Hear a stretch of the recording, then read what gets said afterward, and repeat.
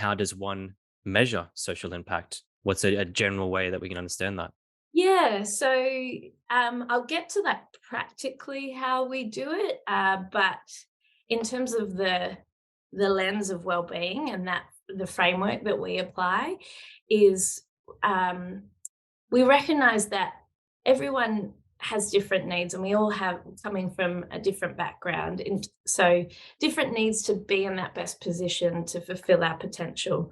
But if we get to that point, that overall position of living a life that we value, the measure of that is well-being. So we recognize the ultimate measure of any intervention or social impact initiative is about understanding how have you contributed to people's well-being? Have you overall had a positive shift? Because a lot of approaches around measuring social impact really go, okay, what are the outcomes you're trying to achieve for people? And let's measure them. Great, you've achieved positive social impact because we've measured these outcomes. But that comes with an assumption that those are the things that are actually needed, or they're the things that work to improve people's lives. So instead, what we're doing, checking, evaluating, is actually are those the outcomes that are necessary to contribute to people's well-being.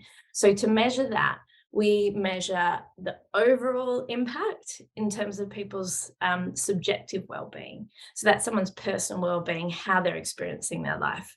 Because well-being is something we experience. It is subjective, ultimately. You can't really hold people up against subjective measures and say, you should be doing better. You have a roof over your head, you're educated, etc. Therefore, you're in a higher position of well-being. So, the alternative is, or what we recognize is it needs to be a subjective measure to measure overall well-being.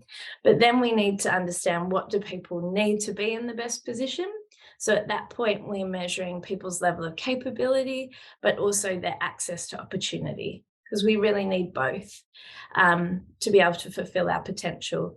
So practically what that looks like is we rely on the use of surveys. So to measure subjective well-being, we're usually using a globally recognized question set. It's called the Satisfaction with Life Scale. It just has 5 questions, and that gives us an overall score for someone's subjective well-being. And that's like a lighthouse measure. How are they experiencing their life? And then secondly, we're asking them across those domains of capability and access to opportunity. How are you? So do you have hope for the future? How often are you anxious, etc.? And then we use statistics to identify what of those inputs of capability and opportunity factors have a predictive relationship with that overall score of subjective well-being.